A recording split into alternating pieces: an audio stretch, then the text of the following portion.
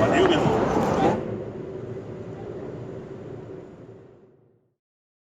Uma colega nossa que levantaram aqui primeiro pela professora Marismene, né? Que é sobre o problema de saber de fato o que fazer. E eu comecei a explicar isso mostrando que existe essa dificuldade fundamental, que é o fato de que nós vivemos sobre essas duas realidades. Nós somos ao mesmo tempo indivíduos representativos de toda a humanidade e ao mesmo tempo que nós somos cidadãos. Nós moramos numa certa sociedade que não representa de modo nenhum a humanidade inteira. Quer dizer, é muito mais universalidade no indivíduo do que na sociedade onde ele vive. E é por isso que, às vezes, o que parece bom para um indivíduo, universalmente falando, pode parecer completamente errado para aquela sociedade onde você vive. Querem ver um exemplo disso? Tem uma história maravilhosa chamada Antígona. Então, se vocês tiverem 5 minutos, eu posso contar para vocês a história da Antígona, para vocês entenderem o que eu quis dizer antes do intervalo, né? Então, Antígona é filha de Édipo. Né? Então, Édipo, você sabe que é aquele fulano que acabou matando o pai e casando com a mãe. Mas Antígona, Édipo morreu, tudo isso, e a Antígona, e quando Édipo morre, Antígona tem uma irmã chamada Ismênia, e tem 2 irmãos, um chamado Polinices e outro chamado Etéocles.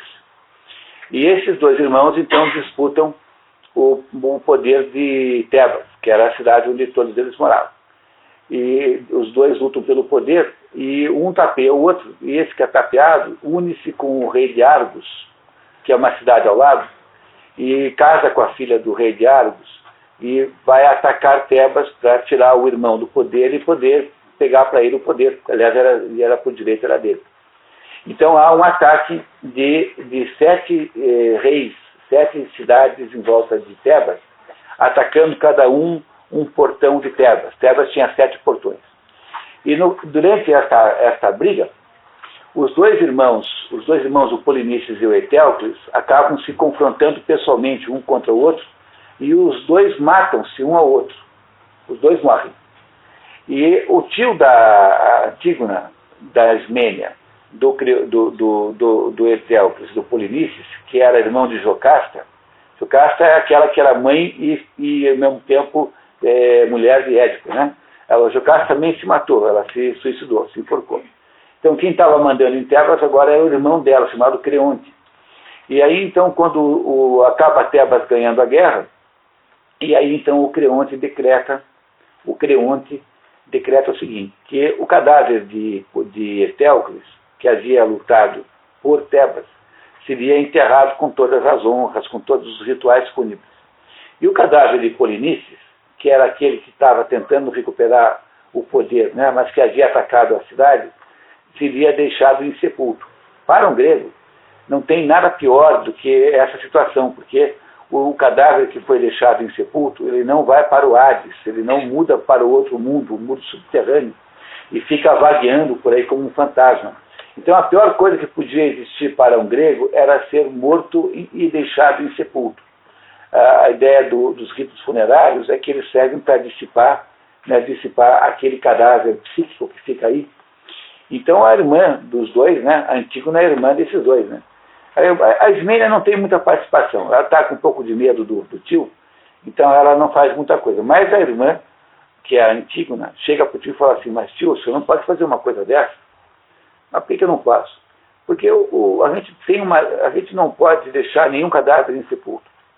Aí ele fala assim, não, mas eu não tenho pelas leis da cidade, diz assim o Creonte, pelas leis de Tebas, eu não posso enterrar, dar ritos funerários para o inimigo. Porque o Polinices atacou Tebas, então ele é inimigo. Então eu não posso, estou proibido pela lei da cidade de dar ritos funerários a um inimigo, alguém que quis nos matar. Daí a Antígona diz assim, mas tio, existem leis do céu que são mais importantes do que as leis da terra. e segundo as leis do céu, o senhor não pode deixar o cadáver insepulto. Aí o Creonte fala, não, vou deixar sim, eu acabei de ganhar a guerra, eu que mando. E decreta a pena de morte para quem sepultasse o Polinices.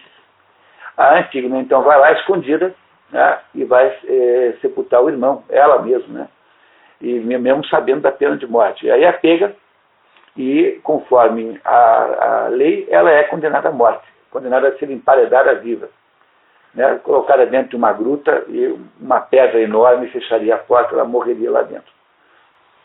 E aí aparece um vidente chamado Tiresias, que é um vidente cego, e o vidente diz assim para o Creonte, Creonte, eu vim aqui dizer para você que se você fizer isso, vai acontecer um desastre. Aí ele, não, porque você é um vigarista, porque não sei o quê, pronto, teimou. O resultado é que a Antígona era namorada da filha do Creonte, né, namorava com o primo, e o primo, ao saber da morte da moça, vai lá e se mata. E a mãe, a mulher do Creonte, né, a mãe do que se matou, vai lá e também se mata. E morre todo mundo. E é porque o Creonte desrespeitou uma lei do céu, insistindo numa lei da terra. Agora, o problema dessa história, no fundo, é o seguinte, né? Quem é que tem razão nisso? Porque, no fundo, em última análise, os dois têm razão.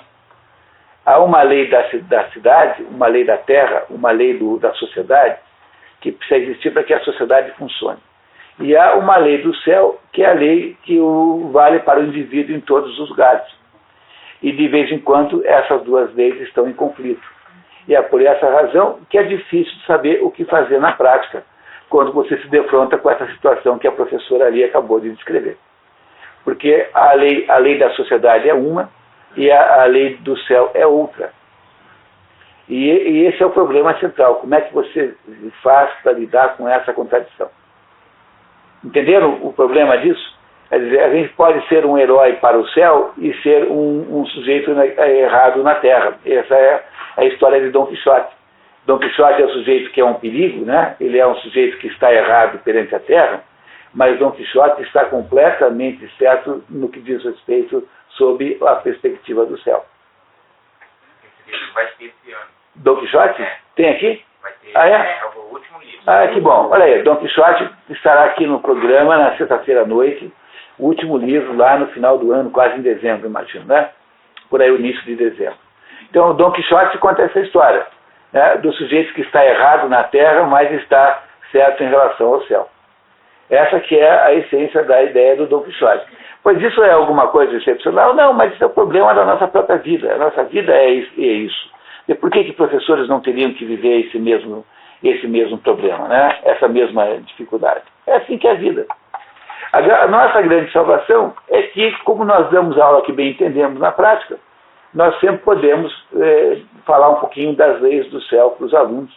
Porque, no fundo, saber que as leis do céu são mais importantes que as leis da terra é o que transforma um político qualquer num estadista. É o que transforma o bárbaro no samurai. Não é isso? Qual é a diferença que tem entre o bárbaro e o samurai?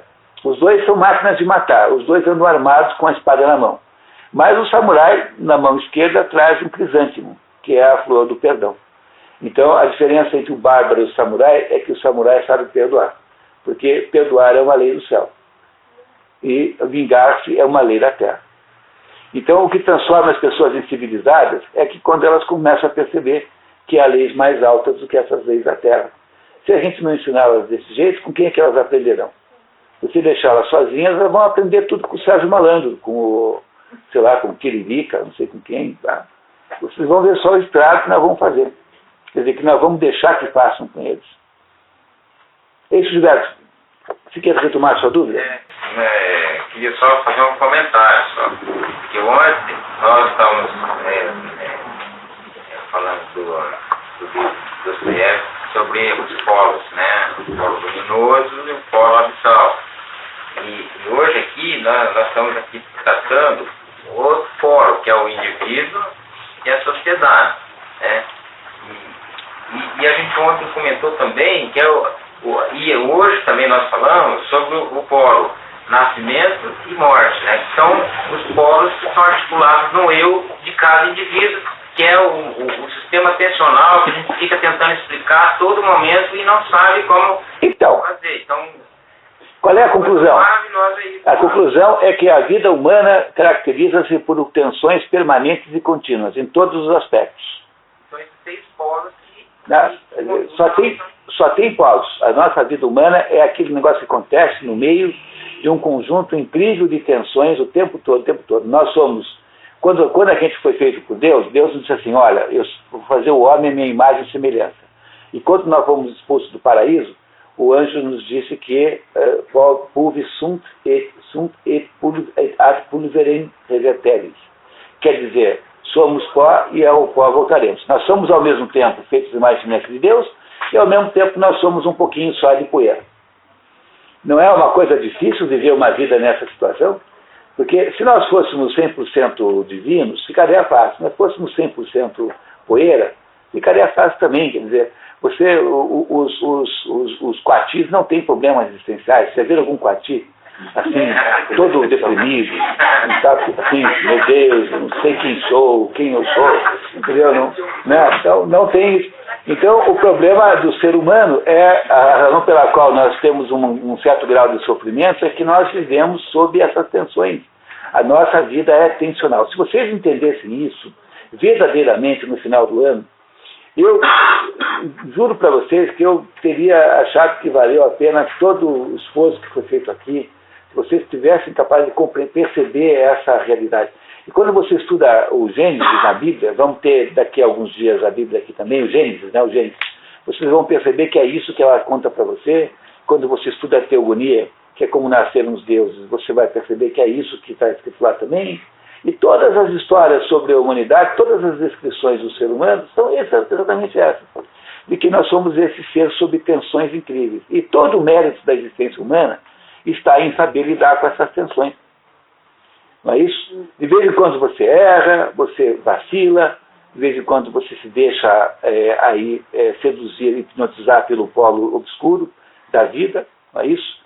Mas depois você se arrepende. E a única garantia de que você está fazendo certo é que você sente arrependimento. Porque na hora que você não sente mais, então, de alguma maneira, você já degradou-se existencialmente para um grau inferior ao humano. Quer dizer, a existência da culpa é uma espécie de, do mesmo modo que a dor é um aviso do seu corpo de que tem alguma coisa errada, a culpa é o aviso da sua alma de que tem alguma coisa errada com você. Quando a gente deixa de sentir culpa, aí nós estamos completamente desgraçados. Portanto, não há nenhuma possibilidade de a gente viver sem culpa. Seria uma vida muito ruim se a gente vivesse sem culpa.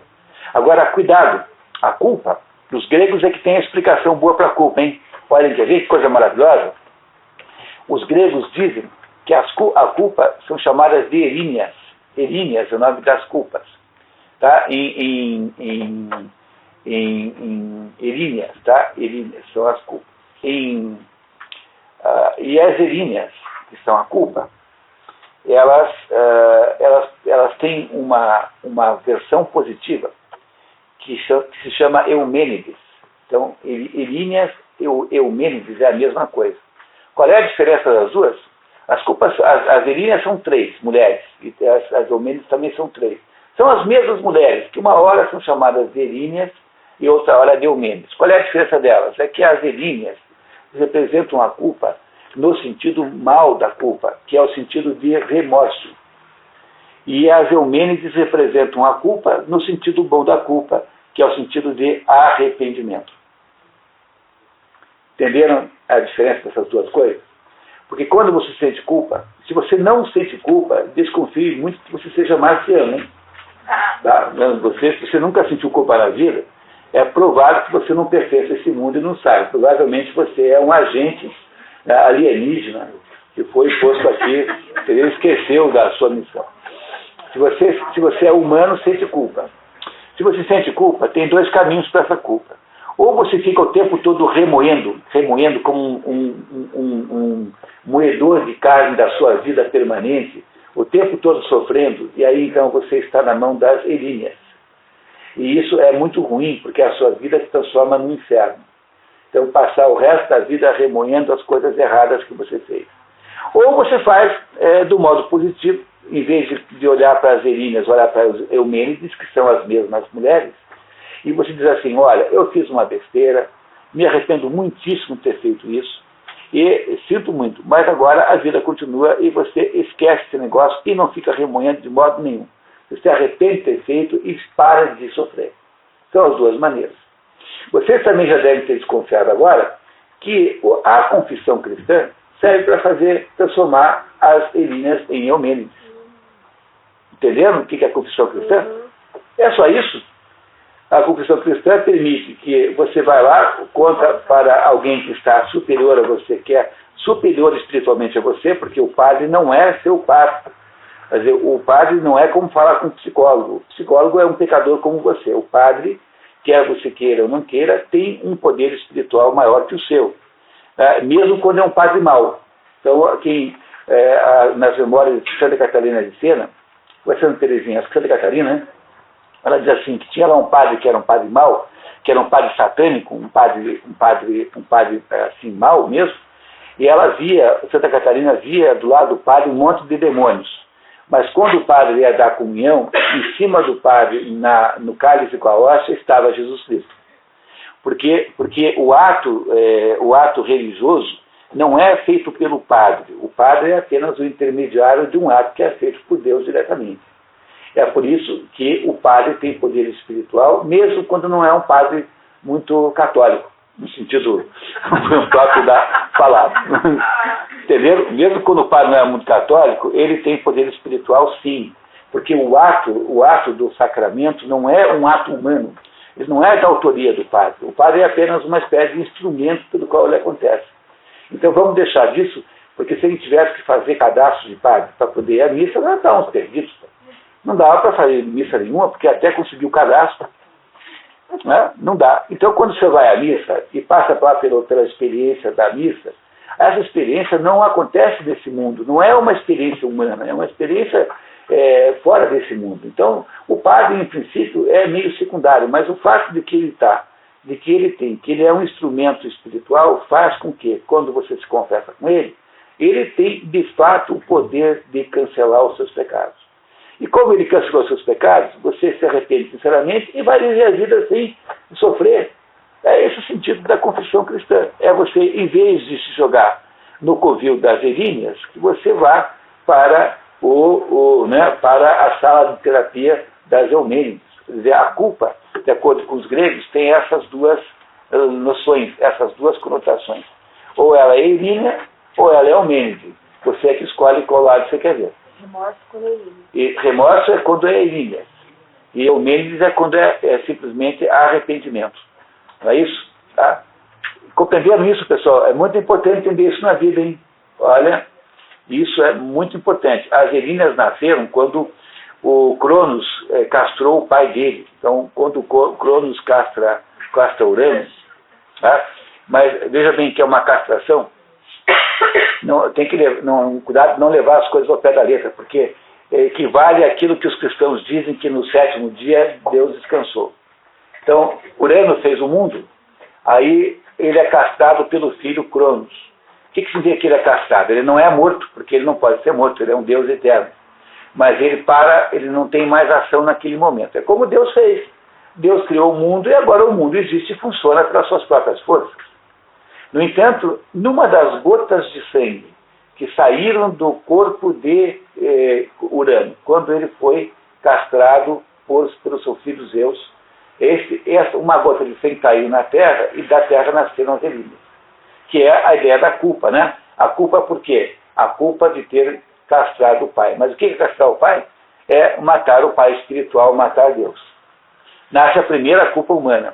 E essa primeira culpa humana tem duas conotações. Ela pode ser um inferno na sua vida, se você passar a vida remoendo as coisas que aconteceram, porque a gente acaba fazendo besteira na vida mesmo, né? Alguns maiores, outros menores, enfim, mas todo mundo tem muita razão para ter culpa, não é isso? Tá? E, no entanto, a gente pode simplesmente se arrepender e continuar vivendo de modo absolutamente normal. É por isso que o padre, no final da confissão, diz: agora está perdoado, vai em paz, porque você agora continua parte do zero mesmo. Embora você se arrependa do que você fez, não é preciso passar o resto da vida sofrendo. Então, a ideia da confissão cristã é a ideia de jogar você no colo das Eumênides e não das Eríneas. Porque estar subordinado às Eríneas é a coisa pior do mundo, porque todos os momentos da sua vida são um inferno. Você passa a vida toda remoendo aquelas coisas erradas que você possa ter tido responsabilidade. Senhor, Pois não. deixa eu entender. O que vai diferenciar, então, seria essa confissão para o padre, porque a partir do momento que eu tenho remorso, eu também não me arrependi? Não, é que não precisa nem ir para a confissão, porque a confissão é apenas um método como o cristianismo, o catolicismo, né? Só tem confissão no catolicismo. Por isso a dúvida. Porque, eu vejo assim, a partir do momento que eu fiz algo, eu sinto remorso por isso, eu entendo que eu sou arrependida. Não. É assim, vamos imaginar que você tenha feito uma coisa muito grave. Você puxou o rabo do gato. Tinha um gato que você estava mau humor, a pessoa puxou o rabo do gato. Então, depois que você fez isso, você se dá conta de que você fez uma coisa errada. Se você for uma pessoa de fato má, depois assim, vai ficar rindo o resto da vida de que puxou o rabo do gato, né? Mas se você cai em si e descobre que você fez uma coisa errada, então tem dois jeitos de você lidar com isso. O primeiro é todo dia de manhã, quando você vê um gato, meu Deus, eu sou realmente uma bruxa, eu sou um horror, eu puxei o rabo do gato, e passar o resto da vida sofrendo com isso. Então você caiu na mão das Eríneas. As Eríneas pegaram você. Aí o outro jeito falou assim, puxa, eu não devia ter feito aquilo ontem. Ô bichinho, vem cá, desculpe. Você se arrepende e nunca mais faz aquilo e esquece o assunto. Aí você caiu no braço das Eumênides. Entendeu? Então a culpa pode ter dois caminhos. Ela pode conduzir ao remorso, remorso vem de remoer. Remoer, né? Remoer. Fica remoendo, transformando a sua vida como se fosse um pedaço de coxa mole dentro de um moedor de carne do açougue, entendeu? A sua vida vira um açougue e você é um pedaço de colchão mole dentro do moedor. Tá? E você fica o tempo todo naquele negócio. A vida inteira fica um inferno. E outro jeito é você fazer o seguinte, assim, puxa, eu de fato errei, estou muito arrependido, sinto muito, farei alguma coisa para compensar, esquece o assunto e acabou, por pior que tenha sido. Aliás, Goethe dizia que não há nada que o tempo não melhore. Não há nenhuma situação humana que o tempo não melhore. Tinha toda a razão. É isso mesmo. Sempre as coisas parecem menos más depois que você deixa que o tempo passe. Tudo parece menos mal. Então, os gregos, para inventar isso, para explicar isso, né, simbolicamente, eles criaram o nascimento da culpa, que são as Eríneas, naquele momento em que a castração de Crono, então, Crono castra Urano, o pai dele, então os gregos, então, o Crono, nasce a culpa por causa da morte do pai, mas a morte do pai aqui não é a morte do pai físico, é a morte do pai espiritual. Né? Não é isso? Nasce a culpa, que é o que Adão e Eva sentem, não é isso? Adão e Eva não sentem culpa quando eles descobrem que fizeram uma coisa errada? Sentem. A culpa é mais ou menos simbolizada pela ideia da vergonha da nudez. Não é isso? O que é a vergonha da nudez que sentem Adão e Eva depois que eles se dão conta de que tinham feito uma besteira? É a ideia da culpa que também nasce ali. Não é possível para a vida humana viver sem culpa. Isso não existe.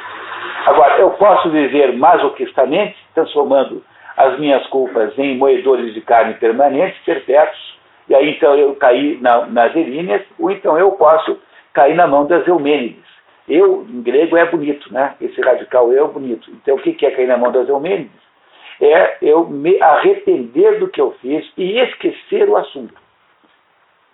De certo modo, não é esse o sentido do cristianismo inteiro? O que Jesus fez? Veio aqui, pagou para você, então falou assim, olha, agora vocês parem de encher o saco e vão agora viver a vida. É isso que Jesus Cristo falou para vocês. Qual é o significado da Páscoa? É esse. Olha aqui, estava todo mundo culpado, não é isso? Muito bem, agora eu vim aqui, passei por todos os castigos que vocês mereceriam e agora eu libertei vocês dessa possibilidade. Agora vocês se arrependem e vivem a vida com felicidade. É isso que Jesus Cristo veio aqui falar para nós. Esse é o sentido do próprio da própria morte de Jesus Cristo. Eu posso entender isso simbolicamente pelo caminho grego, posso entender isso simbolicamente pelo caminho cristão. No fundo, os dois estão falando da mesma coisa. Vocês compreendem que, no fundo, tudo é a mesma história. Né? No fundo, tudo é a mesma história, É só você prestar atenção, você logo descobre que tudo, no fundo, cai sempre no mesmo lugar. O senhor falou assim que só existe confissão no catolicismo, né? Assim, com padre, é. Na verdade é. Mas também, falando por mim, assim, eu sou da Assembleia de Deus, a gente não vai e confessa com o pastor. Mas digamos que eu pequei, pecado lá, né, feinho. Então, para que eu participe daquela Santa Ceia... O que você fez, meu Deus? Não, brincadeira. Não precisa contar, não. Perdão. Porque se eu não pedir perdão, estarei indigna e estarei participando do corpo de Cristo. É uma forma de... a confissão, igual vocês vão lá, confessam, né? Mas também tem aquele ato de lá e... Não, tudo bem, é uma forma de confissão. Mas veja, esquece qualquer espécie de religião. Pense numa pessoa que não tem religião realmente, tá? Para essa pessoa que não tem religião nenhuma, vale o mesmo critério. Porque também pega agora uma pessoa que não tem nenhuma religião e puxou o rabo do gato. Então essa pessoa também pode ter uma sensação de remorso e pode ter uma sensação de arrependimento. Então, no fundo, vale para qualquer circunstância humana. Eu apenas quis mostrar que dentro do catolicismo existe um sacramento, porque a confissão no catolicismo é uma coisa seríssima. Porque ela é um sacramento, ela não é um hábito da igreja, entendeu? Ela não é apenas uma modalidade, uma possibilidade, ela é uma obrigação. Quer dizer, a confissão na Igreja Católica é obrigação. Para você ser católico, tem de confessar.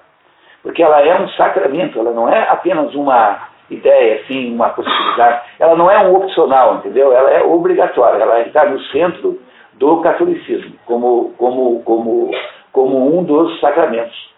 Então, perdão, eu estava apenas tentando mostrar para vocês qual é o significado da confissão católica dentro desse contexto que nós estamos debatendo aqui, que é o contexto de escolher entre as Eríneas e as Eumênides. Então, portanto, parem de sofrer, por favor. Arrependam-se sinceramente, né, e casem com as Eumênides e não com as Eríneas. A não ser que vocês sejam sadomasoquistas, aí já é diferente. Aí envolve algum prazer, bom, aí já não sei mais. Tá certo? Vamos em frente, pessoal? Que tal? Alguma dúvida mais? Nenhuma dúvida. Então, continuamos. No resumo de vocês aí, página 2, para quem está acompanhando o livro 122. Muito bem, vamos lá. A sua mensagem prossegue logicamente com a revelação da recompensa, que traz consigo o sacrifício de si próprio em honra da polis, quer se caia no campo de batalha, quer se regresse triunfante. Ele está falando da mensagem daquele poeta, das obras daquele poeta, aquele espartano, né? Não é isso? Judeu que ele acabou de falar. Como a gente está lendo assim pedacinho, de vez em quando fica uma coisa meio no ar, mas daí eu conto para vocês, daí esclareço, né? Então veja, a sua mensagem prossegue logicamente com a revelação da recompensa que traz consigo o sacrifício de si próprio em honra da polis. O sacrifício de si próprio em honra da polis é a noção de patriotismo, é a ideia de morrer pela pátria. Não é? Essa é uma aplicação do heroísmo à vida social. Não é isso? Mas eu não preciso ser herói apenas nessa circunstância. Eu posso ser herói se eu sacrificar a minha vida em honra de uma outra pessoa. Se você der a sua vida para uma outra pessoa, que pode ser de um modo direto e pode ser de um modo indireto, por exemplo, aquela mãe que cuidou de 5 filhos a vida inteira é uma pessoa de natureza heróica. Então, eu dizia ontem à noite que a gente tem que olhar para os nossos pais e avós e olhar com eles com um respeito gigantesco. Esse é o sentido do mandamento honrar pai e mãe. Porque se você pensar com justiça, veja o quanto não fizeram por você essas pessoas. Quer dizer, quanto uma mãe que passou a vida inteira dedicada exclusivamente a criar 5, 10, 12, 15 filhos, às vezes, né, tem um mérito existencial extraordinário. Quer dizer, ela anulou a própria existência em favor dos outros. Quando você considera o jovem moderno, né, que acha assim que não pode viver sem um tal telefone celular novo, né, que não pode viver sem isso, sem aquilo, com esse comportamento assim mimado, com esse jovem moderno que acha que a vida é apenas uma oportunidade de prazer e diversão, quando você considera que esses jovens tiveram antepassados que achavam que a vida era sacrifício, daí você vê o quanto nós destruímos, de certa maneira, a possibilidade de heroísmo. Né? Todos os antepassados que nós tivemos foram, de alguma maneira, heróicos. Tá? Eu tenho um maior agradecimento aos meus pais, aos meus avós, porque eu sei que isso é assim. Fizeram sacrifícios por mim, indiretamente, que eu não fiz pelos meus filhos. Então, professor, por isso que quando a Esmeralda está colocando hoje, quando você procura heróis e você não encontra, eu fiquei me questionando. De repente você não encontra um herói para todos, né? Mas se você pensar num herói para você, aqui, você vai encontrar. Né? Porque em volta da gente sempre tem. É porque quando a gente não tem heróis sociais, porque o problema do Brasil é que os nossos heróis são todos pilantras. É o Zé Carioca, é o Saci Pererê, é a Mula Sem Cabeça, entendeu? O herói brasileiro é o Macunaíma. Quem definiu bem isso é o Macunaíma. Tem 2 livros para vocês entenderem o Brasil. Se quiserem sugestão, leiam o Macunaíma, do Mário de Andrade, e leiam um livro do Diogo Mainardi, chamado Contra o Brasil. Contra o Brasil. Contra o Brasil é a história de um sujeito chamado Pimenta Bueno, que herdou um cinema em São Paulo, e ele quer lá fazer no cinema, quer fazer um loteamento. Aí tem uns mendigos que moram dentro, e ele então vai lá e manda matar os mendigos. Depois, para fugir da polícia, ele faz uma viagem pelo interior do Brasil, tentando refazer aqueles percursos, aqueles do Rondon, aqueles percursos lá daqueles indigenistas, e vai fazendo as maiores barbaridades. É o Brasil. O Brasil é esse negócio, tá? É o Pimenta Bueno, é o Brasil, tá? Que é uma personagem desse livro do Diogo Mainardi chamado Contra o Brasil. É um livro moderno. E o Brasil, os heróis públicos brasileiros são aqueles heróis balandras, pilantras, aquelas personagens típicas do submundo carioca, assim. Esse que é o herói brasileiro por excelência e que é disseminado pela Rede Globo no Brasil inteiro. Aí quando você assiste uma novela em que há pessoas boas, você não tem a sensação que todo mundo que é bonzinho na novela é um farsante, que no fundo está fingindo que é bonzinho. Você não tem essa sensação clara. Então aí você percebe que o que caracteriza a literatura brasileira é que ela, ou mesmo as pessoas que são aparentemente boas, são todos farsantes, são todos mentirosos. Tirando um ou outro, por exemplo, você pega um sujeito que não é farsante, quem que não é? É o Brás Cubas, do Machado de Assis. Por que o Brás Cubas não é um farsante? Porque ele já morreu, então ele está fazendo as suas memórias póstumas. Então, como ele já morreu, ele não tem coragem de ser sincero. Então eu falo assim, minha vida foi assim, assim, assim. Você pega o Conselheiro Aires, que é outro personagem do Machado de Assis, ele também é sincero, porque ele é um velho que já não tem nenhuma expectativa da vida, volta de uma vida no exterior como diplomata e fica sentado na varanda da sua casa do Rio de Janeiro, no início do século XIX, XX, né, observando o mundo e fazendo conjecturas. Os outros todos são completamente mentirosos e farsantes, quer dizer, são pessoas que não são que são de fato. Então, esse é o problema, quer dizer, o imaginário literário de língua escrita no Brasil é um imaginário literário que só é composto de gente mentirosa e farsante. Esse é o problema central. Então, da literatura, não tem muita esperança de você conseguir heróis, sabe? Porque é sempre o herói quem é? É aquele espertalhão, aquele sujeito meio 171, entendeu? Aquele sujeito que se dá bem, né? A cultura do submundo carioca. Aquele negócio de se dá bem, não é isso? A esperteza, né? Não é isso? Essa é a cultura brasileira que está mais ou menos refletida nas personagens literárias. É por isso que eu preciso dizer para vocês que não é para ler muita literatura brasileira, viu? Antes de uma certa idade, em que você tenha a capacidade de distinguir isso. Porque encher criança de literatura brasileira é apenas treinar mais ainda o potencial mau caratismo que todo mundo tem dentro de si. Por isso que eu tenho dito para quem me pergunta que é melhor você ler com as crianças do Robinson Crusoe, que é uma história maravilhosa. A história do Robinson Crusoe é uma história maravilhosa de um sujeito que naufraga ali na costa da Venezuela e fica 26 anos numa ilha deserta, durante 26 anos fica sozinho. Aí 26 anos depois aparece um índio, um indígena dali, que ele salva de um ritual de canibalismo, que é o tal do Sexta-feira. Mas o Robinson Crusoe, durante esses 26 anos, depois ele volta para a Inglaterra e tal, não aguenta a civilização, volta para lá. Depois faz um passeio pelo mundo inteiro. É um livro maravilhoso, maravilhoso. O Robinson Crusoe está querendo fazer o quê? Ele está querendo estabelecer novamente a civilização humana, porque a história do Robinson Crusoe é uma alegoria, né? É uma alegoria da queda do paraíso. O que é o naufrágio do Robinson Crusoe? É apenas a ideia de que a nossa vida é uma vida vivida com uns salvados do naufrágio. Que naufrágio foi esse? Foi a queda do paraíso. Então, o que nós salvamos o paraíso? Umas poucas porcarias ali, de tábua, uns pregos, enfim, aquilo que um náufrago usa para sobreviver. Mas o Robinson Crusoe ele não está querendo escapar dali, quer dizer, ele gostaria até de ir embora. Não é como, tem um filme chamado Náufrago, com o Tom Hanks, que todo mundo assistiu aí. Uhum. Esse sujeito fica numa ilha, mas está louco para ir embora, então fica neurotizado o tempo todo, sujeito neurótico para ir embora. O Robinson Crusoe não é assim, ele fala assim, eu vou reconstituir a sociedade aqui. Então, é muito melhor você ensinar para uma criança esse livro, ler com as crianças esse livro, Robinson Crusoe, que é um livro feito para jovem, né? Acho que não dá para 6 anos, não dá, mas dá para um adolescente, tranquilamente. Do que você ensinar a ser mais pilantra do que eles já são. Entendeu? Eu acho que tem de ter uma economia gigantesca em literatura brasileira antes de uma certa idade. Literatura brasileira é um tipo de literatura que devia ter o mesmo tipo de cuidado que você deve ter para ensinar, por exemplo, para mostrar um filme com sexo explícito, só depois dos 18.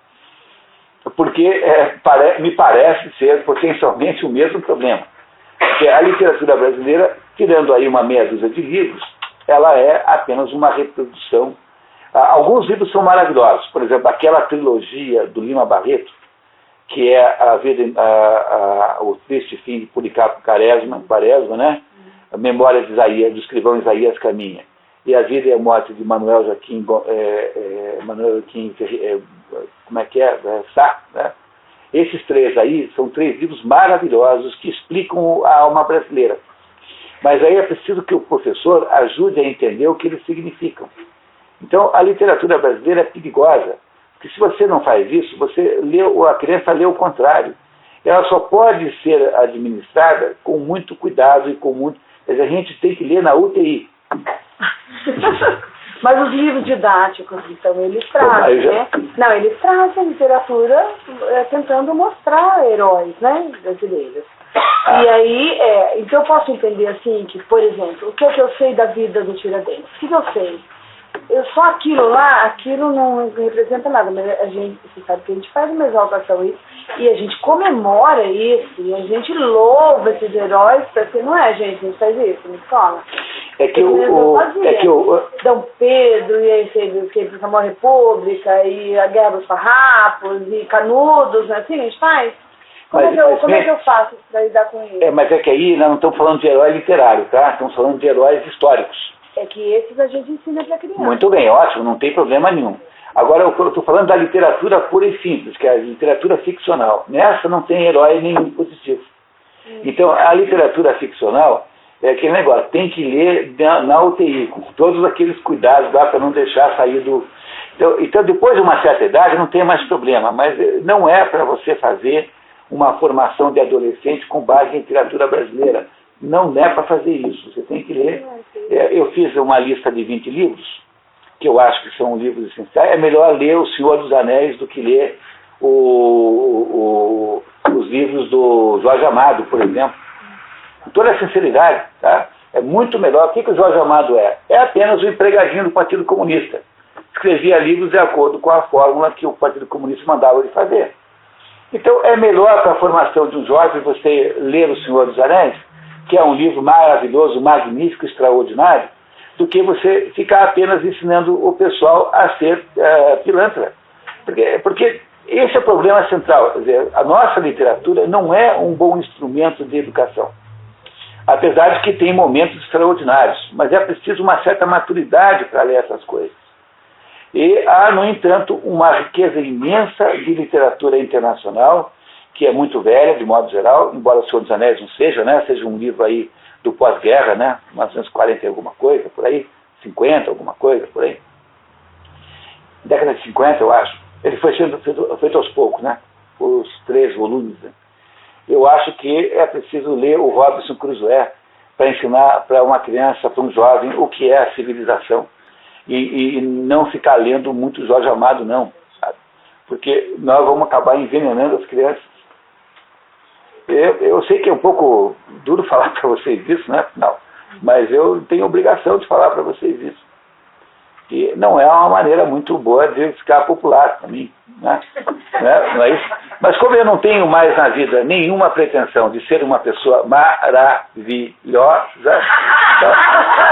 então, eu não quero mais ser maravilhoso. Então eu posso me dar o luxo de ser mal criado e politicamente incorreto. Então eu não tenho mais esse problema. Porque se eu quiser ser uma pessoa maravilhosa, eu teria que ser assim um admirador daquele negócio meio baiano, daqueles romances e tal, do Ziraldo, do Chabacana, tudo aquilo e tal. Mas eu não tenho mais esse problema na vida. Então eu posso ser mal criado quanto eu quiser. Né? É uma libertação de alguma maneira, né? Alguma compensação na vida. Né? Compreenderam isso, pessoal? Então é assim, quer dizer, esse nosso esforço aqui de um ano é para a gente começar a desconfiar de algumas coisas que pareciam consolidadas. Tá certo? Continuamos? Então vamos lá. Mas aquele que cai entre os combatentes e perde a vida bem amada, cobre de glória a sua cidade, os seus concidadãos e o seu pai, ao ser chorado por todos, novos e velhos, quando jaz, com o peito, o côncavo escudo e a armadura trespassados por muitos projéteis, a sua dolorosa memória enche a cidade inteira, e são honrados entre os homens o seu sepulcro e os seus filhos, e os filhos dos seus filhos, e toda a sua linhagem. A honra do seu nome não se extingue jamais, e, mesmo que jaza no seio da terra, torna-se imortal. Então, é o que a Ismênia acabou de dizer. Está escrito aqui igualzinho. Quer dizer, a gente tem que pegar as pessoas que fizeram coisas verdadeiramente heróicas e contar para as crianças que elas existem. Agora, se a gente transforma o Luiz Carlos Prestes em herói nacional, mas o Luiz Carlos Prestes é um sujeito absolutamente vil, é um assassino, mandou matar uma mocinha de 17 anos, não estou inventando, isso eles mesmos admitem, é um sujeito criminoso, um assassino, homicida, cruel, é isso que é o Luiz Carlos Prestes. Agora a gente vai na escola, em vez de falar do herói Tiradentes, fala desse débil mental, como sendo o exemplo de modelo humano brasileiro. A gente já perdeu completamente a ideia do que seja o bem e o mal. Entenderam o problema? Quer dizer, a gente não sabe mais distinguir o que é verdadeiramente, moralmente correto ou não. Quer dizer, nós estamos aí produzindo aí uma desgraça, porque a gente passa a transformar a escola num proselitismo de canalhas, da canalice, do baixo mundo, de pessoas más. O que vocês acham de um sujeito que monta um tribunal revolucionário de 5 ou 6 coleguinhas dele e decide que a fulaninha lá é traidora da causa comunista e resolve matar a moça? Elza Fernandes. Vocês acham que uma pessoa dessas deveria ser transformada em herói nacional? Aí ninguém queria matar a moça, porque quem quer fazer uma barbaridade dessa? Aí ele fez todas as pressões para obrigar o pessoal a matar a moça. Um dia foram lá, estrangularam a garota, cortaram, esquartejaram inteiramente o corpo para poder enterrar lá num buraco lá qualquer. Então, essa pessoa, que o Luiz Carlos Prestes, que daqui a pouquinho tem nome de viaduto em homenagem a ele, nome de avenidas. Bom, quando nós chegamos nesse ponto, nós perdemos completamente a noção de que possa ser certo e errado. Então, é isso, quer dizer, Ismênia, é para fazer o proselitismo do herói? Mas é do herói verdadeiro, não? Não é isso? É isso que está aqui nos explicando que os espartanos fizeram. Que era essa ideia de que morrer para a pátria era uma coisa meritória. Que isso, assim, honrava a sua cidade e honrava o seu pai. Todos os antigos achavam que a obrigação de quem está agora é honrar os seus antepassados, é melhorar enobrecer os seus antepassados. De modo geral, né, a gente acha que os nossos antepassados nos enobreceram. Eu sou filho de fulano e tal. Não é? As pessoas alegam aos seus antepassados para comprovar a sua superioridade. E os antigos achavam que a nossa obrigação nessa vida é melhorar a vida daqueles que vieram antes. Como? Fazendo coisas melhores do que eles. Porque quando a gente faz coisas melhores do que eles, nós melhoramos o mundo que veio antes. Essa é a ideia oriental de karma e dharma. Vocês entendem essas duas ideias? Querem que eu explique? Eu posso explicar em 5 minutos. Karma, os orientais falam em karma, né? O que é karma? É assim, quando você nasce, você não parece com os seus antepassados fisicamente? Parece, né? Você tem os olhos parecidos com os seus antepassados, as suas orelhas lembram do seu tio, não é assim? Quer dizer, quando a gente nasce, a gente parece com alguém que veio antes, não é? É isso. Bom, do mesmo modo que você parece com alguém que veio antes, você também traz com você uma espécie de índole. A índole é um jeito de ser que também você herda dos seus antepassados. Um jeito de ser que faz com que você se pareça com a sua família que veio antes, com todos os seus antepassados. E essa índole que você herdou chama-se karma para os hindus.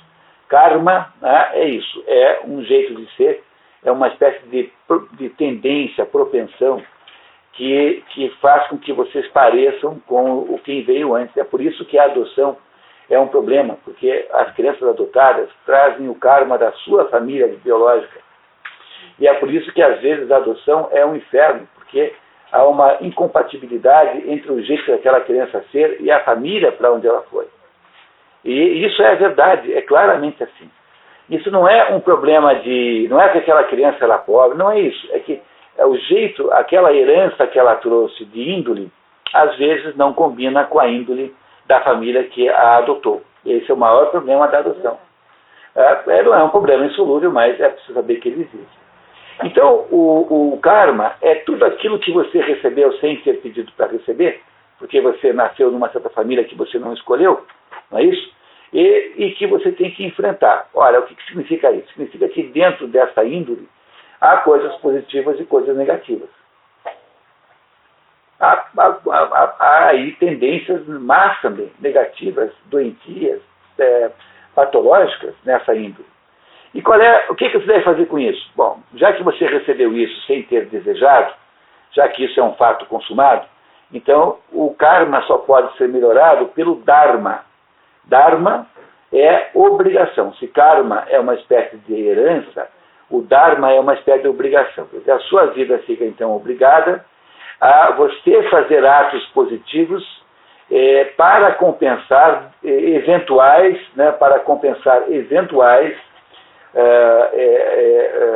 componentes negativos do seu karma. Compreenderam o que é isso? Então, essa é a ideia central nisso. Nós deveríamos necessariamente melhorar os nossos antepassados. A nossa obrigação é que nós temos que enobrecer os nossos antepassados. Para quem quiser saber uma história concreta disso, no livro Os Irmãos Karamazov, que aliás já foi feito aqui ano passado, o Alyosha, que é o filho mais novo, é que faz isso, porque a família Karamazov é uma família desgraçada, tá? É uma família de muitas maldades, então é uma família de muito mau karma. E, no entanto, ele, Alyosha, fazendo atos pessoais de abnegação, de heroísmo, ele melhora o karma da família, né? Ele melhora, portanto, o karma da sua família, fazendo a sua obrigação. Quer dizer, dharma é a obrigação, é fazer a obrigação pela qual você melhora o karma. Existe essa mania hoje em dia de fazer regressão a vidas passadas. Não tem esse negócio? Então, eu não sei se isso existe de fato, possivelmente não existe, mas quando você descobre lá, né, quando você então faz quando você faz lá uma regressão dessa, né, a vidas passadas, e você fica sabendo de fatos que são atribuídos a você em outras vidas, provavelmente esses fatos, se essa técnica funciona de alguma maneira, o que está errado não é a descrição dos fatos, mas é em atribuir a você aqueles acontecimentos. Então, se aqueles acontecimentos que são atribuídos a você, na verdade, são dos seus antepassados, e que você herdou, trouxe com você, do mesmo modo que você trouxe dos seus antepassados a cor dos olhos, o tipo de pele que você tem, o modo de andar, né, o modo de ser, tudo isso você herdou. Por que você não pode herdar também as índoles familiares? Isso é o karma, chama-se karma isso. E a obrigação de quem vem depois é melhorar o karma da família. Mas como é que se melhora o karma da família? É juntando coisas boas àqueles aspectos, às vezes, maus, que foram herdados, de modo que o seu filho será melhor, terá um karma diferente do que o que você recebeu.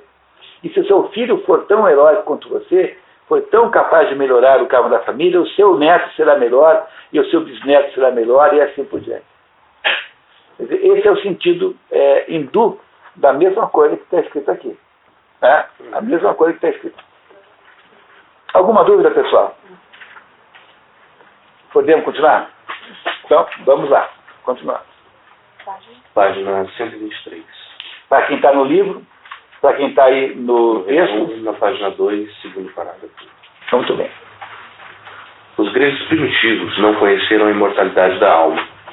O homem morria com a morte do corpo. A psique.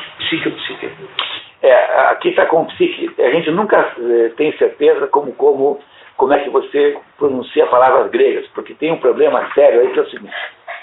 É assim, de vez em quando eu ouço alguém falando peninsola, porque um grego fala peninsola mesmo.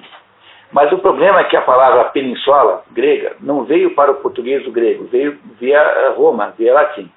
E o latim não é uma língua paroxítona como o grego, então o latim é paroxítona. Então os latinos diziam península. Então em português é melhor falar península. Porque a índole do português é latina e não grega. A mesma coisa com estratégia e estratégia. Quando eu ouço alguém falar estratégia, de fato um grego fala estratégia, mas a palavra estratégia não veio para o português do grego, veio para o português pelo latim. E o latim, como tem índole paroxítona, então o latim fala estratégia. E é por isso que nós devemos falar estratégia. Então, toda vez que você tem uma palavra grega, é esse inferno, porque é arete ou arete. Né? Arete ou arete. Então eu já desisti desse assunto e estabeleci a regra que vale tudo. Porque na prática mesmo, ou você pronuncia com uma índole grega ou com uma índole latina. Mas no fundo é a mesma coisa. Então pode falar psique, como nós falamos em português. Veja, em português a gente tem que falar psique, porque a nossa índole é paroxítona, né? O português é uma língua paroxítona. De modo geral, o acento tônico cai na penúltima sílaba. Mas um grego falaria psique. Isso tanto faz na prática, não tem a menor importância, não é por isso que nós vamos brigar. Tá? Não é isso? Entendeu que é um problema meio insolúvel? Porque tem o caminho grego e o caminho latino. E se, por um lado, o grego tem a preferência por ser ele próprio a língua geradora da palavra, o latim tem a preferência maternal. Você não vai tratar mal sua mãe, né? Não é isso? Então atendendo, né, em homenagem à nossa mãe, nós deveríamos falar com a pronúncia, com a sílaba tônica romana, latina. Mas é, no fundo, um problema insolúvel. Então também não tem muita importância, não nos incomodemos muito com isso. A psique homérica significa antes o contrário, a imagem corpórea do próprio homem que vagueia no Hades como uma sombra, um puro nada. Mas... Então, desculpem, aqui para vocês não deixarem de entender isso, quer dizer, para a visão grega anterior, não há nenhuma espécie o que acontece quando você morre, você vai para o Hades. O que é o Hades? O Hades é o reino subterrâneo. O que é o reino subterrâneo? É o reino das sombras, que é dominado por Hades. Hades é o nome que os gregos davam, e o equivalente em latim é Plutão. Plutão o Plutão e o Hades é a mesma coisa, né? Plutão depois tem um sentido econômico, né? Plutão tem a ver com riqueza, porque os gregos tinham muito medo do Hades ficar aborrecido, então o tratavam como um homem muito rico, mesmo porque as riquezas, ouros, diamantes, estão todos no fundo da terra. Né? Também tem esse sentido. Então, o Plutão, o Hades, né, Plutão para os romanos, Hades para os gregos, é o deus que comanda o submundo, aquele mundo subterrâneo para onde vão as pessoas depois de mortas. Mas não é que elas vão lá e têm uma existência como um cristão imagina que terá no além-morte. Elas vão lá como sombras, apenas como sombras, só que já não são sombras vagueando, como dos mortos insepultos. São sombras que existem lá, naquele mundo lá interno, que é uma forma diferente de viver. Mas um grego não tem uma ideia de pós-vida como tem um latino, como tem um cristão, de modo nenhum, tá? Aí, continuando. Mas, se alguém, pela oferta de sua vida, se eleva a um ser mais alto, acima da existência humana comum, a polis concede a imortalidade do seu eu ideal, isto é, do seu nome. Não só a polis, porque também, de acordo com o seu grau de heroísmo, você vai para o Olimpo e você não vai para o Hades. Por exemplo, Édipo não está no Hades. Por que Édipo não está no Hades? Porque quando Édipo descobre que casou com a mãe e matou o pai, ele, muito embora não tivesse sabido que era mãe e pai, que eram mãe e pai dele, não sabia. Quer dizer, Édipo não tinha complexo de Édipo, né? Se tinha um sujeito que não tinha complexo de Édipo, era Édipo. Então ele, a hora que descobre que fez isso, ele fura os próprios olhos. A mãe, a Jocasta, que é a mãe e mulher dele, se enforca, ele então vê o cadáver da mulher, tira um broche que ela tinha na roupa e fura os olhos com o broche e fica cego. E aí o coro, o povo, né, porque o coro representa o povo, fala assim, olha, você está muito enganado, não devia ter feito isso, você não sabia.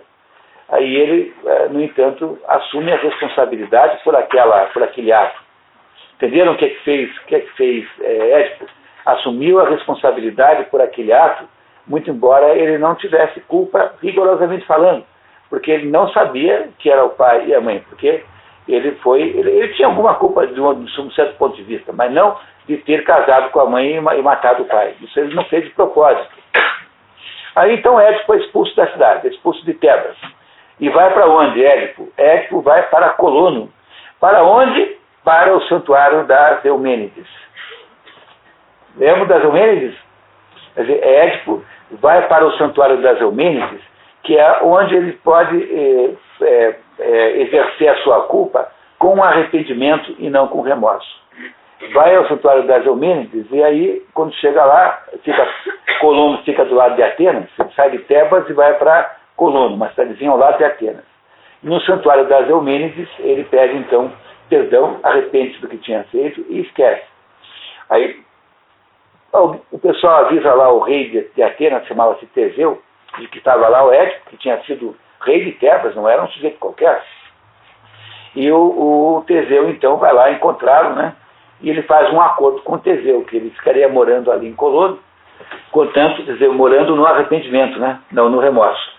E aí ele protegeria Atenas contra ataques de Tebas. O rei Teseu concorda, e depois de uma porção de acontecimentos, que eu não vou contar para vocês aqui, porque demoraria muito, ele acaba, há um trovão que vem do céu, um raio, como vocês sabem, o modo como Zeus se comunica pelo raio, né? O raio é o modo como Zeus se comunica. Quer dizer, o raio é o modo como o espírito atua sobre a terra. E aí, então, esse raio avisa Édipo de que ele deve se conduzir para o lugar da sua morte. E quando Édipo, então, está com as duas filhas, os dois filhos tinham morrido, lembra? O Polinices e o Delfos tinham se matado. Então, as duas filhas, a Jocasta e a Ismênia, estão com ele, e as duas filhas o amavam de verdade. O amavam de verdade. E aí, levam o pai até aquele lugar, as duas, mais uma comitiva e mais o Teseu. Quando chega num determinado local, Édipo diz que não pode mais ser acompanhado a não ser pelo Teseu. E os dois então se afastam, e todos os outros que estão ali, os familiares, veem um clarão indescritível, e em seguida Édipo desaparece completamente. Quer dizer, é como se Zeus tivesse descido à terra, e o Teseu volta lívido, sem poder dizer uma palavra, que é o único que tinha visto. É como se Zeus tivesse retirado Édipo da terra e levado para o Olimpo. A mesma coisa acontece com Hércules. Hércules, quando está morrendo, ele sofria terrivelmente, porque ele foi envenenado, ele manda, então, né, um amigo fazer uma pira funerária, acendê-la e ele se jogaria em cima. Quando ele vai ser morto na pira funerária, Zeus desce do Olimpo, o leva para o Olimpo e o entrega em casamento uma deusa chamada Hebe. Hebe, que é de onde veio o nome da Hebe Camargo, veio dessa deusa Hebe, que é a deusa da alegria. A deusa da alegria. Então o Hércules acaba casando com a Hebe e é transformado em Deus e está no Olimpo. Quer dizer, mesmo que os gregos não tivessem um conceito de vida pós-morte em cristão, eles tinham a ideia de que o homem, ao ser heróico, ele mais ou menos se equipara aos deuses. Ele tem alguma coisa na vida humana que pode enobrecer o homem até mesmo o ponto de tirá-lo desse mundo e colocá-lo num grau espiritual superior. E é assim que os gregos lidavam com isso, mas eles não tinham os instrumentos que depois só o cristianismo traz de compreender o sentido da vida após morte. Então era isso que eles faziam na Grécia. Compreenderam isso, pessoal? Quer dizer, era possível ser santo também, do modo grego de ser santo. Não é isso? Então, Fábio, por favor. Foi a partir daí que a ideia da glória heróica guardou, aos olhos dos gregos, este matiz político. O homem político alcança a perfeição através da perenidade da sua memória na comunidade pela qual viveu ou morreu. Só o crescente menosprezo pelo Estado, próprio das épocas seguintes, e a progressiva valorização da alma individual, que alcançou apogeu com o cristianismo, possibilitaram aos filósofos tomarem desprezo da glória por uma exigência moral. O cristianismo acaba com tudo isso, né? Porque para um grego não existe nenhuma diferença entre a lei do céu e a lei da terra, porque no fundo a lei da terra e a lei do céu são a mesma. É Jesus Cristo quem aparece e fala assim: dai a César o que é de César, dai a Deus o que é de Deus. Quando Jesus Cristo estabelece essa diferença, o mundo nunca mais foi o mesmo. Porque agora, no mundo moderno, a gente não sabe mais quem manda. Quem é que manda? É Deus ou é César? No tempo dos gregos não tinha esse problema, porque todo mundo era, de alguma maneira, uma espécie de sacerdote. Então, a lei do céu e a lei da terra podiam ter coincidência. Às vezes não tinham, mas podiam ter. Mas no mundo cristão não pode mais haver coincidência, porque agora a gente está na dúvida sobre quem é que manda, afinal de contas, se é Deus ou é César. E essa é a razão pelo qual não tem solução para o problema religioso no mundo moderno.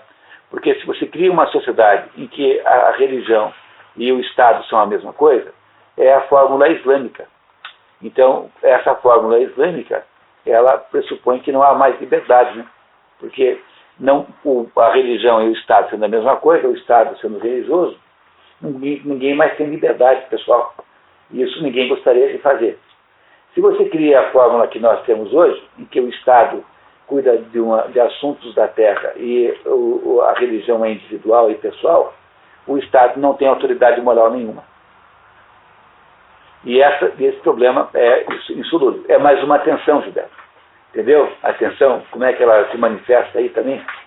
Ela se manifesta assim. Quer dizer, ou eu tenho uma sociedade que coincide o Estado com a religião, e daí dá o mundo islâmico, ninguém vai querer morar num país assim. E, por outro lado, eu tenho uma sociedade como essa, que cada um pode ser o que bem entender, e que o Estado é teoricamente laico. Não é isso? Tá? Então, nesse Estado, nesse tipo de regime, o Estado não tem autoridade moral nenhuma. O que parece estar acontecendo no mundo hoje é uma tentativa de fusão novamente. Essa tentativa de fusão é o que acontece quando você tenta transformar o Estado em autoridade moral. Quer dizer, quando o Ministério da Saúde começa a dar palpites sobre isso e aquilo, quando o modo de você falar é fiscalizado pelo governo, todas essas coisas de educação para a cidadania, essas coisas todas são uma nova tentativa de tomar o poder de Deus. É uma tentativa de César de tomar o poder que era de Deus. Então, dentro dessa tensão entre Deus e César, na Idade Média, prevalecia o modelo que Deus mandava em César. Agora, nesse momento, depois do Renascimento, né, o que tem é a tentativa de César mandar em Deus. Então, o tal do temporão do Ministério da Saúde, que é um monstro, Um monstro esse ministro da Saúde. E esse sujeito acha que pode legislar sobre o aborto, sobre a vida e a morte. O Ministério da Saúde, um cretino de um ministro, agora acha que pode legislar sobre a vida e a morte. Não é César tomando o lugar de Deus? Pô? Antigamente, os nossos assuntos, os assuntos de uma natureza dessa aqui, eram todos assuntos privados e espirituais. Com quem que você falava sobre os seus problemas existenciais? Com alguém mais velho, com alguém que você respeitava, com o padre, com o pastor, enfim. Você vai procurar alguém que você acha que está num nível espiritual maior do que você. No mundo moderno, é o governo quem fica estabelecendo e legislando sobre comportamento humano. Ora, o que é isso? Isso é apenas a tentativa de César tomar o poder. Vocês compreenderam que no tempo dos gregos e romanos não tinham problema, mas quando Jesus diz que há coisas de Deus e coisas de César, pronto, nasceu mais uma tensão insolúvel para nos infernizar a vida, que é saber quem é que manda, afinal de contas. O modelo medieval da Idade Média era um modelo em que primeiro estava o poder espiritual, que era a igreja, depois tinha o poder temporal, que era o príncipe, depois tinha o poder econômico, que era o artesão, enfim, se fosse, e depois tinha a massa. Essa estrutura social da Idade Média. Quer dizer, nessa estrutura social, quem mandava no corpo era o espírito. O espírito estava acima do milênio, né? Do mundo do século, né? Do século, que é o mundo material. Pois no mundo moderno que nós estamos fazendo aqui, na medida em que esse modelo foi destruído pelo Renascimento, nesse mundo moderno o que nós estamos vendo é um gradual avanço do poder temporal sobre o poder espiritual. É essa ideia de que o governo pode legislar sobre o que é bem e o que é mal, sobre o que está certo e o que está errado. Eu digo para vocês, dá para imaginar uma Secretaria de Educação fazendo isso só na cidade de 5 mil habitantes. Porque aí você recuperou aquelas condições gregas do 2.700 anos atrás, quando havia uma população pequena com grande homogeneidade. Agora, quando a população cresce, não dá mais para fazer isso, porque o Estado tem uma agenda política que, no fundo, ele tomar todo o poder para ele. Na cidade pequena, o Estado não consegue tomar o poder, porque o poder há muita proximidade entre as pessoas, há muita vida real concreta. Mas quando o Estado se deslocou dos valores sociais, a gente já não pode mais dar o poder para ele. Por isso que não funciona essa fórmula em lugar maior, imagino que seja aí a medida das abelhas, 45 mil habitantes.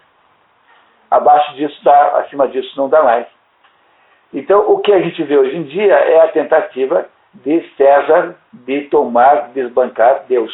O que é? É esses governantes aí que se acham capazes de estabelecer regras morais para que os outros cumpram. Regras que eles nunca cumprem para eles mesmos de jeito nenhum.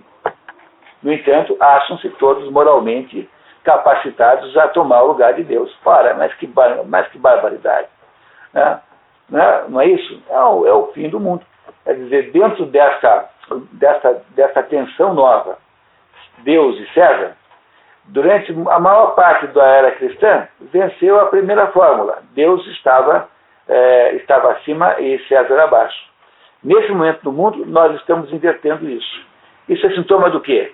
Da decadência do Kali Yuga, da Idade do Ferro.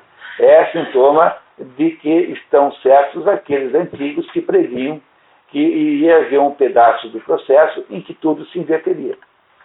A ideia de dar para o Ministério da Educação, o Ministério da Saúde, não sei o quê, a condução moral da vida alheia é simplesmente colocar César no lugar de Deus. Compreenderam? A serpente lá da tentação do paraíso perdido que venceu finalmente. Porque é isso que ela queria. Ela queria que os homens tivessem a sensação que são deuses. Pois é isso que nós estamos fazendo. Quem acabou vencendo é a serpente. A serpente venceu o processo. Tá certo, pessoal? Vamos em frente? Continuamos mais um pouquinho? Então vamos lá. Claro, para os gregos, e mesmo para toda a antiguidade, o herói é, pura e simplesmente, a mais alta forma de humanidade. No livro agora, em página 140. Desculpe, eu queria apenas reforçar que vocês compreenderam essa última frase aqui. Quer ler de novo a última frase? Claro, Para os gregos, e mesmo para toda a antiguidade, o herói é, pura e simplesmente, a mais alta forma de humanidade. O herói, já que os gregos não têm a ideia da santidade, eles têm então a ideia do herói, do heroísmo como a forma mais alta de humanidade. E é isso que conduziu o processo de educação. A educação é ensinar as crianças a serem heróis. Então eu conto para vocês que eu tenho aquele grupo de leitura, como o de vocês aqui, só que é com 10 adolescentes na periferia de São Paulo. E aí então nós lemos a vida do Hércules, né?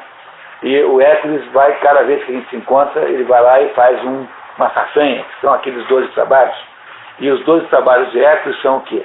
São tentativas heróicas de Hércules vencer os seus instintos básicos, vencer os seus desejos desorganizados, vencer as suas paixões indisciplinadas. No fundo, o que eu imagino que aquelas crianças ali vão ter uma mínima noção sobre o que seja heroísmo. O que é heroísmo para uma criança pobre na periferia de São Paulo?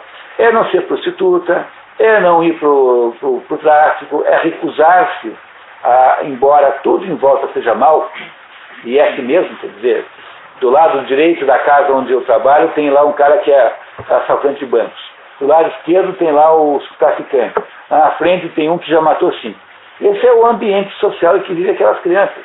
Ora, se num ambiente mal, completamente mal, alguma daquelas crianças conseguir dizer assim, não serei igual, já terá valido a pena fazer esse esforço todo, porque elas já terão feito algum heroísmo. Não é isso? Então é por isso que foi escolhido o livro grego para dar essa visão. Não que eu tenha alguma coisa contra o cristianismo, pelo contrário, né? Mas pareceu que seria mais eficaz trabalhar com essa ideia de heroísmo aqui, que é na pessoa do Hércules, não é isso? Do que pensar numa outra fórmula qualquer. Até agora funcionou muito bem. Hoje eu consigo dizer para vocês que não deixa de ser uma belíssima ideia para trabalhar com um aluno mesmo. Só que eram alunos maiorzinhos, né? Tem que ter aí uns 12, 13 anos pelo menos. Porque o livro não é assim tão acessível. Não é fácil, não é complicado não. Mas é assim, digamos, para pré-adolescente, no mínimo. Mas essa seria uma boa ideia de fazer também uma leitura. Quer dizer, em vez de você ler lá as aventuras do Saci Pererê, que são todas as aventuras de malandragem, você lê as aventuras do Hércules. Porque aí você tem um exemplo positivo, literário, que o Saci Pererê não tem. Nós não precisamos ensinar as crianças a serem mais pilantras do que elas são. Elas aprendem a ser pilantras sozinhas, não precisa fazer nada para ajudar. Entendeu? Elas bastam ligar a televisão e já aprendem sozinhas. Se a gente existe no mundo, se professor tem no mundo, é para fazer o quê? Para ensinar a não ser pilantra. Eu me lembro que em Faxinal do Céu, numa daqueles encontros, uma professora me contou o seguinte caso. Assim, olha como meus alunos são espertos. Veja, eu mandei fazer uma redação de 20 linhas, e aí o aluno pegou e dobrou a folha de papel na metade assim, e fez em 20 linhas a metade da folha. Não é uma beleza? Eu falei assim, professora, eu acho uma tristeza. Porque para ensinar o seu aluno a ser pilantra, basta botar para assistir o programa do Sérgio Malandro, né? O programa de não sei quem. Não é preciso ir para a escola para ensinar a ser malandro. Mas a senhora devia ensinar as crianças a serem honestas, dizer assim, vamos fazer um acordo, aqui na escola nós somos honestos uns em relação aos outros. Pois essa é a única razão pela qual vale a pena fazer uma escola. No entanto, nós não temos mais certeza disso. Quer dizer, mesmo os educadores já começam a duvidar se não é melhor mesmo você instituir, transformar a escola numa fabriqueta de sem vergonha. Então, na hora que nós não temos mais certeza disso, é que nós perdemos mesmo o mapa do tesouro. E aí, então, temos que aumentar a dose aqui de paideia. Isso aqui é uma espécie de remédio para a perda do mapa do tesouro da educação. Vocês entendem isso, né? Está claro, né? Imagino que vocês estejam nessa altura compreendendo exatamente o sentido dessa obra aqui. Muito bem. Então, continuamos. Fábio, por favor. Página 140. 140 do livro. E ainda na segunda página do resumo, terceiro parágrafo. Ok, vamos lá. A aceitação consciente da antiga ética da polis pela moral filosófica posterior e a influência que por meio desta ela exerceu sobre o futuro, são para nós um processo perfeitamente natural da história do espírito. Nenhuma filosofia vive da pura razão. É apenas a forma conceitual e sublimada da cultura e da civilização, tais como se desenrolam na história. Em qualquer dos casos, isto é verdadeiro para a filosofia de Platão e a de Aristóteles. Não podem ser compreendidas sem a cultura grega e nem a cultura grega sem elas. O que ele está dizendo é que filosofia não é alguma coisa que para no ar. A filosofia está associada à vida. E é por essa razão que, rigorosamente falando, a filosofia só existe enquanto você a faz. Porque um livro de filosofia não é filosofia. Pela mesma razão de que a narração de um jogo de futebol não é igual a jogar futebol. Não é isso? Quando tem um sujeito narrando o jogo, fulano passa para fulano, que passa para ciclano, que chuta no gol, que bate na cara. Então, isso é futebol? Não. Isso é narração de um jogo de futebol. Futebol mesmo, quem está jogando é o ciclano e o beltrano. Não é isso? Então, só existe futebol verdadeiramente na medida em que você o joga. Agora, a narração do jogo de futebol não é em si o futebol. Ela é apenas uma narração do jogo de futebol. Então, o que ele está dizendo é que com filosofia acontece a mesma coisa. Porque ler um livro sobre Aristóteles não é ler um livro de filosofia, não é fazer filosofia. É ler um livro sobre Aristóteles. Entenderam isso? É importante entender isso, hein? Tá? Ou seja, filosofia só acontece quando você a faz concretamente. Quem está filosofando está fazendo filosofia. Quando você ouve, quando você está lendo coisas sobre filosofia, seja a história da vida de um filósofo, seja a descrição da filosofia de um filósofo, a explicação de como é que ele pensava, isso não é filosofia rigorosamente. Isso é como a narração do jogo em relação ao próprio jogo. Portanto, para que possa existir a filosofia prática, acontece na vida real concreta. A vida real da sociedade grega, ela é a aplicação desses conceitos filosóficos, aí que acontece de fato a vida filosófica, né? E ao mesmo tempo que ela é a origem da meditação, quer dizer, ela é o material sobre o qual se medita filosoficamente. E é por isso que vai havendo dentro da Grécia, dentro desse mundo aqui, uma tentativa em incorporar as percepções sobre o cosmos para os sistemas práticos da vida. Então, a roupa tem que refletir o cosmos, o sistema de justiça tem que refletir o cosmos. E é isso que ele está falando aqui. Nesse momento ele está falando da justiça. Nós mudamos de capítulo. Esse capítulo chama-se O Estado Jurídico e o Seu Ideal de Cidadão. Quer dizer, o ideal de cidadão, que é o ideal da organização social, passa a refletir, então, de acordo com os gregos, todas aquelas coisas que são, no fundo, o conteúdo da paideia. Ou seja, passa a refletir aqueles conhecimentos que os gregos tiveram sobre o cosmos. É por isso que nós vemos esse trechinho para entender isso. Não é isso? Então, continuamos. Página 141, quarto parágrafo da página 2. A gigantesca influência da polis na vida dos indivíduos baseava-se na identidade do pensamento dela. O Estado converteu-se num ser especificamente espiritual e reunia em si os mais altos aspectos da existência humana e os repartia como dons próprios. A este propósito, pensamos hoje, sobretudo, na pretensão do Estado em ministrar a educação aos seus cidadãos jovens. Até 45 mil habitantes, tá? Lembrando sempre, né? Lembre sempre disso. Só dá para fazer isso em lugares pequenos e homogêneos. Acima disso não dá mais. A educação pública dos jovens é, porém, uma exigência que a filosofia do século IV foi a primeira a formular. Esparta é o único dos estados mais antigos a exercer influência imediata na formação da juventude. Não obstante, na época do desenvolvimento da cultura da polis, foi o estado que, mesmo fora de Esparta, foi o educador dos seus cidadãos, pois considerou os concursos ginásticos e musicais celebrados em honra dos deuses uma espécie de autorrepresentação ideal e os colocou a seu serviço. São estas as mais altas representações da formação física e espiritual daqueles tempos. É com razão que Platão denomina antiga formação Ó, reparem aí que nessa palavra grega escrita, a segunda palavrinha, está escrito em grego aí? Então a segunda palavrinha é a paideia. Pi, olha o pi ali de P, né? O P, depois tem o alfa que é o A, né? Pai, depois tem o I, pai. Depois tem o deltazinho ali, não é? E, que é o E, o I e o A de novo. Paideia. Viu como é que escreveram, como é que escreve paideia em grego? É daquele jeitinho ali. Tá? Então, escrito paideia ali em grego.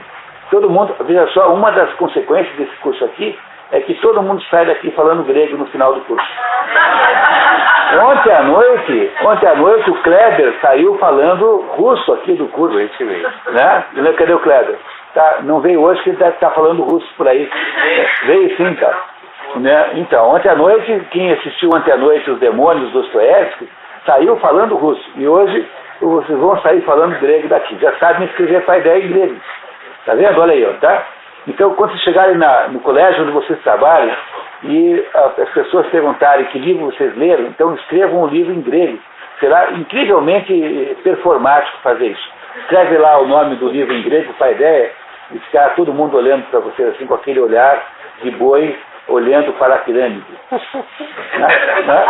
Não é isso? Tá certo? Façam isso. Vai ser esse charme que é isso. Tá? Muito bem. Continue. Com razão que Platão denomina antiga formação a ginástica e a música.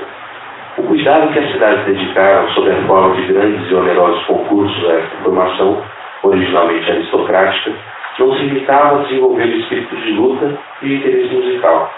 Era na competição que se formava o verdadeiro espírito comunitário. Assim, se compreende facilmente o orgulho que os cidadãos gregos tinham de serem membros de sua polis. Para a identificação total de um grego, exigia-se não só o seu nome e o de seu pai, mas também o da sua cidade natal. Pertencer a uma cidade tinha para os gregos um valor ideal análogo ao do sentimento nacional para os modernos. Muito bem. E é por isso que os gregos inventaram os Jogos Olímpicos. Os esportes foram inventados, os esportes como se hoje considera, são todas invenções gregas. A maratona é invenção grega, a Olimpíada é uma invenção grega, não porque eles não tivessem que fazer e resolvessem fazer lá competições, mas porque a competição é uma espécie de exercício de heroísmo humano. Portanto, ela é um pedaço da paideia. O esporte, para um grego, é um pedaço da paideia. No mundo moderno, é apenas uma maneira de você ficar rico com 18 anos. Quer dizer, perdeu-se completamente essa noção no mundo moderno para substituí-la por uma noção apenas de natureza econômica, né? Não é isso? Não é isso, tá? Quer dizer, veja, todos os esportes tornaram-se negócios. É tão incrível isso. Olha, no ano de 70, quando o Brasil ganhou a Copa do Mundo, para vocês verem como o futebol era uma coisa pobre, o Maluf, governador de São Paulo, então, deu para cada jogador um FUC de presente. E eles ficaram loucos de contente. Cada jogador ganhou um FUC em 70. FUC já não era mais um carro, assim, era sempre um carro moderno. Então o Maluf deu para cada um FUC. Né? E ficou todo mundo louco de contente que tinha conseguido arrumar um carro. Pô. E hoje em dia, imagine você dar para o Romário um Fiat Palio. Ele não vai nem buscar, porque ele vai dizer, estão querendo se aproveitar de mim, não vou não, vou buscar coisa nenhuma. Não é isso que ele vai falar? Então ele vai achar que deram o carro para ele para tirar umas fotografias com ele e tal, para poder depois dizer, não é isso? Não vai nem buscar, porque não é isso? Quer dizer, a transformação, a monetização, a comercialização do esporte é alguma coisa contrariamente contrária ao espírito original do esporte que prevalecia lá como um instrumento de educação do heroísmo, de conseguir que a pessoa ultrapassasse os seus limites, fizesse um heroísmo pelo esforço superior às suas aparentes capacidades. Pois não, Leoninho? Esses dias no jornal, a equipe de vôlei ganhando a medalha de ouro, eles vão ratear o prêmio, cada um vai ganhar mais de 200 mil reais. Então a gente fica aqui torcendo lá, né, do ato heróico, e o povo sai postando. Olha, antigamente na Olimpíada. Olha aqui, na Olimpíada antigamente não tinha prêmio nenhum. Tinha só aquela medalhinha à toa, não tinha nem uma caixa de uísque de presente. Entendeu? Coisa que desgraça. Entendeu? Não tinha nem uma viagemzinha para Foz do Iguaçu. Nem isso tinha. Não, nem isso, não tinha nada. Nem conheci o buraco do padre em Ponta Grossa, não ia. Entenderam o problema? Quer dizer, nós transformamos esse negócio num negócio. Quer dizer, isso que era, o seu ponto de vista, era apenas um regime educacional. Para você fazer aquela criança, né, o esporte para criança e adulto, né? Para você fazer o ato heróico para passar os seus limites, transformou-se apenas num pretexto para ganhar dinheiro. Quando os antigos dizem para nós que isso chama-se Kali Yuga, que no Kali Yuga todas as coisas são materiais, que na idade do ferro, o ferro é de todos os metais o menos precioso, em comparação com o ouro, que também é um metal. Né? Isso não parece que nós somos obrigados a lhes dar razão? Pensa bem, quando você julga o nosso mundo moderno com uma certa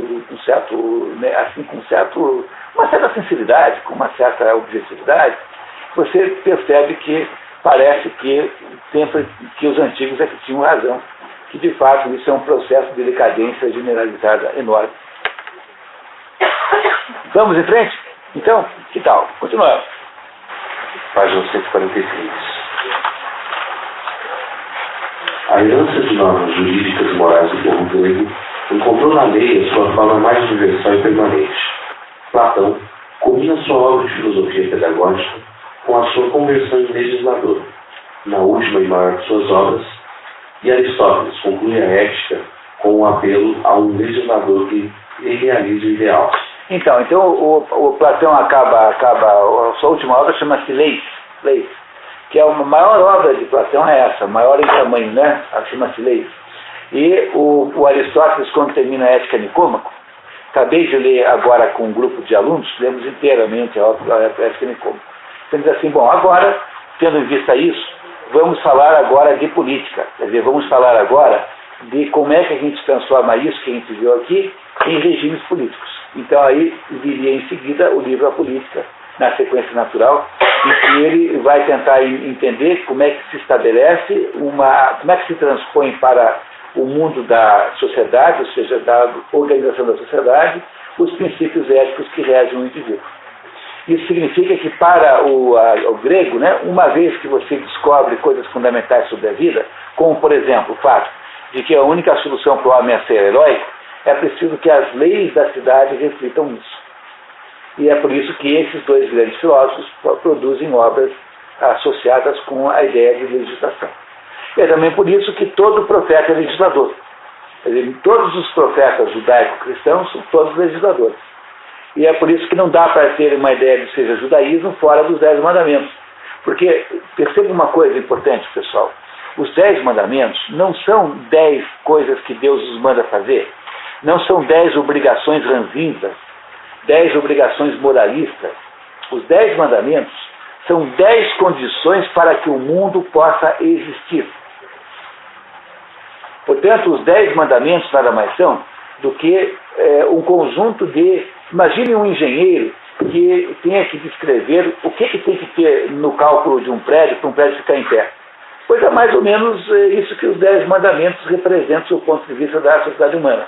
Os 10 mandamentos são 10 condições para que o mundo possa existir. São 10 condições existenciais do mundo. É exatamente a mesma ideia que está aqui. Só que lá é feito diferente, né? Não é isso? Enquanto, no caso dos gregos, é a filosofia que vai descobrindo isso, para os judeus é a revelação. Né? Moisés sobe no alto do morro e volta de lá com as tábuas da lei. Então, a revelação funciona no mundo judaico e aqui no mundo grego não tem revelação. Tem a filosofia, tem a descoberta, né, não é isso, da realidade pelo caminho filosófico.